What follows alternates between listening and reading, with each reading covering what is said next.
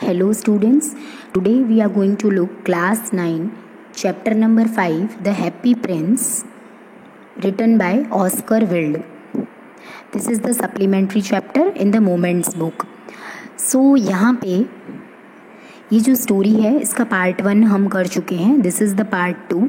Part 1 में हमने क्या देखा था कि this is the story of a statue of a happy Prince and little swallow, जो उसकी उनके जो बर्ड है लिटिल स्वेलो, और हैप्पी प्रिंस जो है वो एक ब्यूटीफुल स्टैच्यू है जो एक सिटी के हाई कॉलम पे वहाँ पे लोगों ने बनाया है. पहले जब वो अलाइव थे तो वो काफ़ी हैप्पी हुआ करते थे, लेकिन अब जब उनका स्टैच्यू बन गया है तो वो देख रहे हैं कि उनकी सिटी में कितना दुख है, कितनी मिजरी है और लोग कैसे रह रहे हैं. That everything is shown here. Fine. So and जो लिटिल स्वेलो है वो वहाँ पे आ जाती है एंड दिस इज़ जो ये इनका स्टैच्यू है ये पूरा गोल्ड लीव्स से कवर्ड है. एंड जो उनकी आईज़ है उसमें हमने देखा था कि जो सैफायर्स हैं वो लगे हुए हैं, और उनकी जो स्वॉर्ड है उसमें क्या लगा है, रूबी लगा है. तो अब वो अपना जो फिर वो वहाँ पे एक लिटिल बर्ड आ जाती है, लिटिल स्वेलो आ जाती है, और वो वहाँ पे जब स्टे करती है उनके फीड्स के बीच में, जो उसको ऐसा लगता है कि जो मेरा एक अच्छा सुंदर सा घर बन गया है रहने के लिए. और जैसे ही वो वहाँ पे स्टे करने जाती है, रुकती है, तो उसके ऊपर एक ड्रॉप गिरता है, वाटर का ड्रॉप गिरता है, और फिर वो देखती है तो वो जो देखती है कि मूर्ति जो है वो रो रही होती है. फिर वो मूर्ति से पूछती है, और फिर मतलब जो ये स्टैच्यू है वो उसे किंग बोलते हैं कि क्या बोलते हैं कि ये जो दुनिया है इसमें मैंने कभी भी दुख दर्द नहीं देखा था जब मैं अलाइव था, लेकिन अब जब मेरी डेथ हो गई है तो इन लोगों ने मेरी क्या कर दी है, मेरे को इस तरीके से स्टैच्यू में कन्वर्ट कर दिया है. तो मैं देख रहा हूँ कि यहाँ पे एक वो ओल्ड वुमेन है जो स्टिचिंग कर रही है, उसके हाथ में सुई से लग के काफ़ी निशान हो गए हैं, रेड मार्क्स हो गए हैं, और वो उसका जो बेटा है वो भूखा है. तो प्लीज़ तुम क्या करो, मेरा जो मेरी तलवार के अंदर यानी मेरी स्वॉर्ड के अंदर जो रूबी है वो उसको दे आओ, ताकि वो उसको बेच के जो भी पैसा आता है उससे वो अपने घर को चला सकेगी. सो वो जो लिटिल स्वेलो बर्ड है वो इस बात को मान जाती है एंड फिर वो काम कर देती है. उसको इजिप्ट जाना होता है, लेकिन तो भी वो रुक जाती है क्योंकि किंग जो है वो उसको उस किंग के ऊपर बहुत दया आ जाती है. Then next part. When day broke, he flew down to the river and had a bath. Tonight I go to the Egypt, said the yellow, and he was in high spirits at the prospect. ठीक है. अब उसको वो बोलती है कि ठीक है मैं तुम्हारा काम तो कर दूंगी, लेकिन नेक्स्ट डे मुझे इजिप्ट निकलना है क्योंकि मेरी सारी फ्रेंड्स इजिप्ट ही हैं, तो मैं इजिप्ट निकल जाऊंगी. अभी वो वहाँ पे रात में सो जाती है, फिर सुबह उठती है तो वो बड़ी खुश होती है कि आज तो मैं इजिप्ट जाऊंगी. फाइन. एंड प्रोस्पेक्ट का मतलब क्या होता है, प्रोस्पेक्ट का मतलब होता है कोई भी चीज़ जो आप एक्सपेक्ट कर रहे हो. Fine. So prospect means whatever you are expecting, उसको हम प्रोस्पेक्ट बोलते हैं. He visited all the monuments and sat a long time on the top of the church steeple. और फिर वो क्या करती है, काफ़ी मॉन्यूमेंट्स को विजिट करती है और चर्च जो होता है वहाँ पे जाके उसके टॉप पे जाके बैठ जाती है. When the moon rose he flew back to the happy prince. और फिर जब अगेन रात हो जाती है तो वो कहाँ पे आ जाती है, हैप्पी प्रिंस के पास में आ जाती है. Have you any commissions for Egypt. Commissions का मतलब क्या होता है, have you any commissions for Egypt मतलब कोई भी ऑर्डर है क्या, आपका कोई भी मैसेज है इजिप्ट के लिए, या कोई आपको इंस्ट्रक्शन देना है, उसे हम कमीशन बोलते हैं. He cried I am just starting, तो आप मुझे बता दो मैं वहीं पे ही जा रही हूँ. Swallow swallow little swallow said the Prince, will you stay with me one night longer. और वो जैसे ही जा रही होती है तो प्रिंस वापस उससे बोलता है क्या तुम प्लीज़ एक और रात मेरे लिए रुक सकती हो मेरे पास. I am waited for in Egypt said the answered the swallow. अब वो बोलती है कि भाई मुझे इजिप्ट जाना है, मेरे को वहाँ पे जाना है, मेरी सारी फ्रेंड्स उधर ही हैं, मैं एक रात तो तुम्हारे लिए रुक गई. Swallow swallow little swallow said the prince, far away across the city I see a young man in garret. Garret का मतलब क्या होता है, कोई भी एक टॉप फ्लोर पे जो एक रूम होता है ना, एटिक रूम का मतलब होता है कोई भी एक ओपन स्पेस रूम जो होता है उसे हम एटिक रूम बोलते हैं. तो वो जो प्रिंस है वो बोलता है दूर दूर यहाँ से मुझे एक यंग मैन दिख रहा है जो अपने एटिक रूम में है. He is leaning over a desk covered with papers and in the glass by his side there is a bunch of withered violets. Fine. तो वो जो किंग है वो स्वेलो बर्ड को क्या बोलता है कि दूर दूर मुझे दिख रहा है कि एक यंग मैन है वो अपने गैरेट यानी अपने रूम में है, और उसके पूरे डेस्क पे पेपर्स ही पेपर्स फैले हुए हैं और साइड में एक ग्लास पड़ा है जिसमें विदर्ड वायोलेट्स हैं, बंच ऑफ विदर्ड वायोलेट्स का मतलब होता है dry plants. His hair is brown and crisp and his lips are red as pomegranate and he is large and dreamy eyes. तो उसके जो बाल हैं वो एकदम ब्राउन और क्रिस्प हैं, मतलब कर्ली हेयर्स हैं, और जो उसके लिप्स हैं वो एकदम रेड हैं पोमोग्रेनेट जैसे, एंड उसकी जो आईज है वो कैसी है, एकदम ड्रीमी है और लार्ज हैं। He is trying to finish a play for the director of the theatre but he is too old to write any more. There is no fire in the grate and hunger has made him faint. Fine. तो क्या बोल रहे हैं यहाँ पे कि जो king है वो बता रहा है उस स्वेलो बर्ड को कि वो एक्चुअली में क्या है, एक डायरेक्टर है थिएटर का, मतलब जो सारी स्टोरीज़ लिखता है, स्क्रिप्ट्स लिखते हैं ना जो थिएटर के लिए या टेलीविज़न के लिए, उसको हम डायरेक्टर बोलते हैं। जो ड्रामेटिस्ट होते हैं उनको आप बोल सकते हो। He is too old to write any more, और वो इतना he is too cold to write any more, उसको बहुत ठंड लग रही है इसलिए वो लिख भी नहीं पा रहा है अपने stories. There is no fire in the grate, और जो ग्रेट यानी क्या होता है, कोई भी एक फायर प्लेस फ्रेमवर्क जो होता है मेटल बार्स का बना हुआ, ग्रेट का मतलब कोई भी एक फ्रेमवर्क जो मेटल बार्स का बना हुआ है in a fireplace which holds coal and wood. ठीक है, आपने देखा होगा मूवीज़ वगैरह में एक छोटा सा जो पोर्शन बना हुआ होता है उसके मेटल प्लेस का जिसके अंदर लकड़ियाँ जल रही होती हैं, उसको हम ग्रेट बोलते हैं। तो उसको इतनी ठंड लग रही है कि उसका जो फायर प्लेस है उसमें फायर भी नहीं जल पा रही है क्योंकि उसके पास वुड और कोल दोनों ही नहीं है, और वो भूख के मारे एकदम बेहोश सा हो रहा है। I will wait with you one night longer said the swallow who really had a good heart. He asked if he should take another ruby to the young playwright. Fine. अब वो जो है वो bird मान जाती है कि ठीक है मैं तुम्हारे पास एक रात और रुक जाती हूँ उसकी मदद करने के लिए।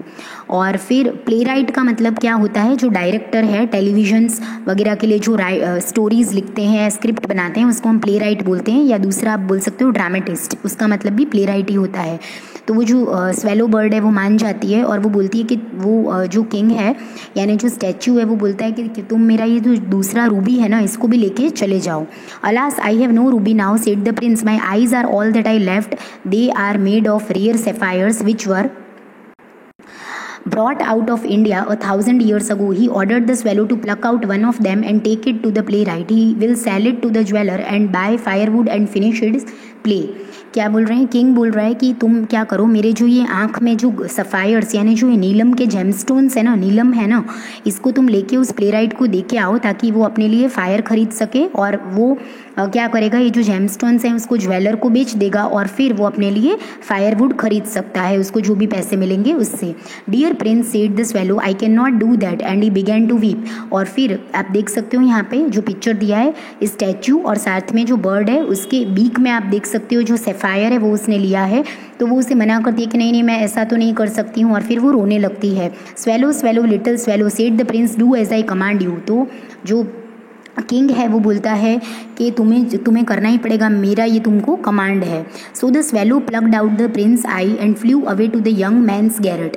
और जो स्वेलो बर्ड है वो क्या करती है, उसकी आइज़ में से वो जो सफ़ायर है वो निकाल लेती है और फिर यंग मैन का जो रूम है गैरेट है उसमें वो चली जाती है। It was easy enough to get in as there was a hole in the roof. और फिर वो वहाँ पे जब गैरेट में जाती है तो उसको पता लगता है कि यहाँ पे तो एक होल भी है और होल में से वो अंदर चली जाती है। थ्रू दिस ही डार्टेड मतलब सडन मूवमेंट होता है, darted means what, sudden movement, and came into the room, और वो सडन मूवमेंट करके एकदम से रूम में आ जाती है। The young man had his head buried in his hands, buried in his hands ये एक इडियम है, इसका मतलब to cover your face with your hands when you are upset. जैसे जब आप अपसेट होते हो तो कैसे अपने हैंड्स को अपने सिर पे ऊपर रख के बैठ जाते हो, सिर पे रख के बैठ जाते हो, that is meant by had buried in his hands, this is a idiom. जितने भी मीनिंग्स हम यहाँ पे लिखवा रहे हैं प्लीज़ आप लोग अपनी बुक में नोट डाउन करते जाना। So he did not hear the flutter of the bird wing. और फिर वो इस तरीके से अपसेट होके बैठा होता है वो जो यंग मैन है, तो उसे बर्ड की कोई फ्लटरिंग भी सुनाई नहीं देती है। And he looked up the and found the beautiful sapphire lying on the withered violets. और फिर वो जब ऊपर देखता है तो उसको वेदर्ड वायोलेट्स यानी जो ड्राई प्लांट्स उसके रखे हुए थे ना, उसमें एक सेफायर नज़र आता है। वो सेफायर किसने रखा होता है? ये जो स्वेलो बर्ड है ना, वो रख के वहाँ पे चली जाती है। I am beginning to be appreciated he cried, this is from some great admirer, now I can finish my play and he looked quite happy. और फिर वो देख के ये सेफायर को काफ़ी खुश हो जाता है और वो सोचता है कि किसी अच्छे आदमी ने ये मेरे लिए, वो बहुत खुश हो जाता है उसको देख के और वो सोचता है कि मैं इसको बेच के मेरे लिए वुड खरीद लूँगा। Fine. The next day the swallow flew down to the harbour.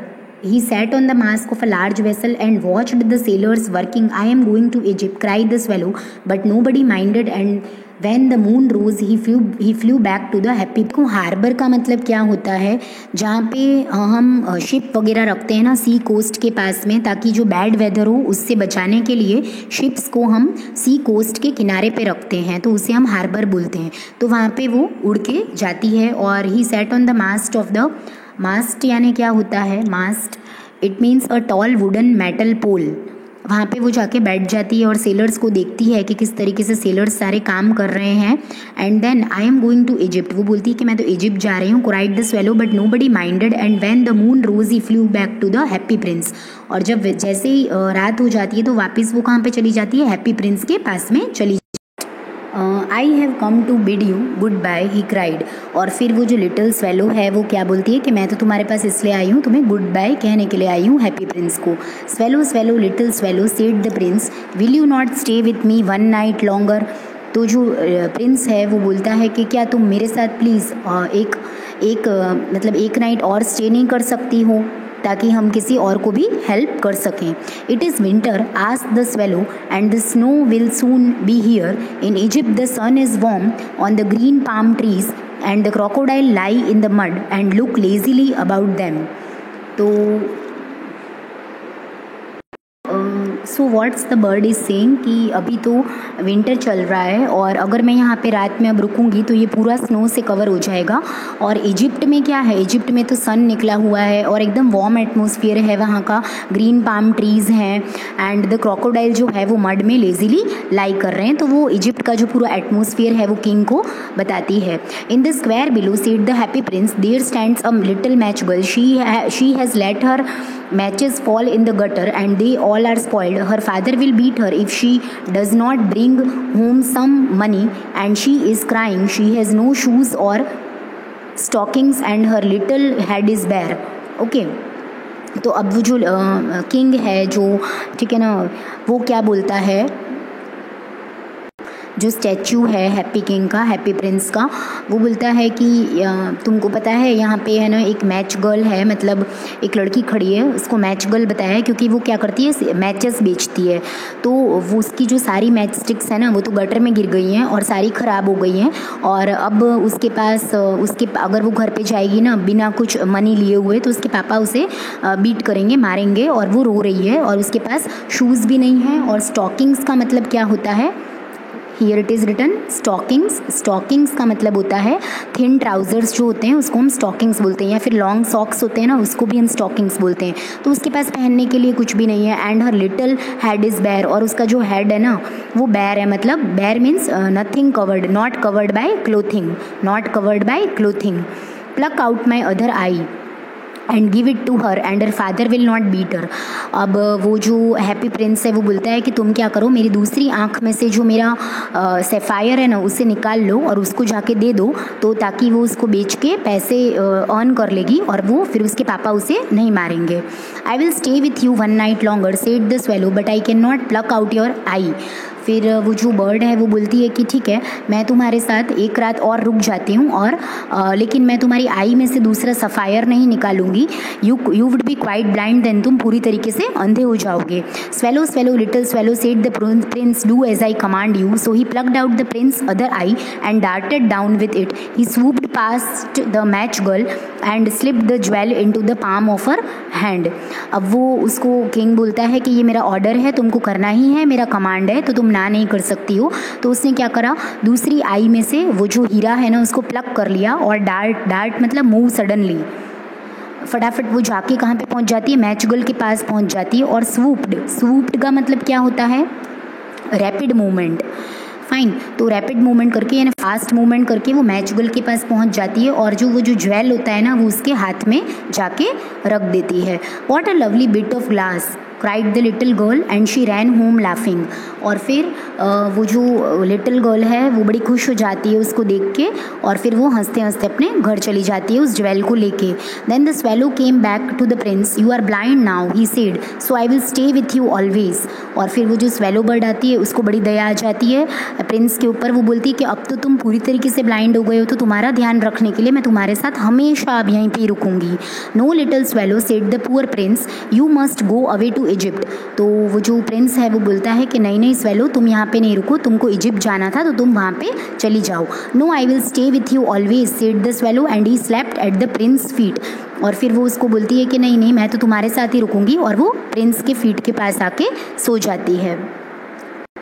All the next day he sat on the prince's shoulder and told him stories of what he had seen in the strange lands.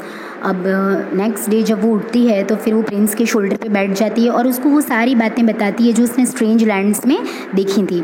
Dear little swallow said the prince, you tell me of marvellous things but more marvellous than anything is suffering of man and women. तो जो king है, जो Prince है, वो बोलता है कि तुम मुझे कुछ मार्वलस स्टोरीज़ बताओ। मार्वलस स्टोरीज़ यानी जो दुख दर्द वाली यहाँ के जो सिटी के लोगों का जो मिजरी है, पेन है, उसकी स्टोरीज़ मुझे तुम बताओ, उसके बारे में मुझे तुम बताओ। There is no mystery so great as the misery. Mystery का मतलब क्या होता है? कोई भी रहस्य वाली बात होती है उसको हम मिस्ट्री बोलते हैं, या तो फिर कोई भी एक पहेली होती है, ठीक है ना, उसको हम मिस्ट्री बोलते हैं। तो बोल रहे हैं कि there is no mystery so as great as mystery. कोई सबसे बड़ी पहेली नहीं होती तकलीफ़ से ज़्यादा। तकलीफ़ जो है वो ऐसी चीज़ है जो एक रहस्य वाली चीज़ है जिसका सॉल्यूशन आना बहुत मुश्किल है। Fly over my city little swallow and tell me what you see there. और तुम सिटी के ऊपर इधर उधर फ्लाई करके मुझे पूरा सिटी का हाल बताओ कि क्या हो रहा है। So the swallow flew over the great city and saw the rich making merry in their beautiful houses while the beggars were sitting at the gets.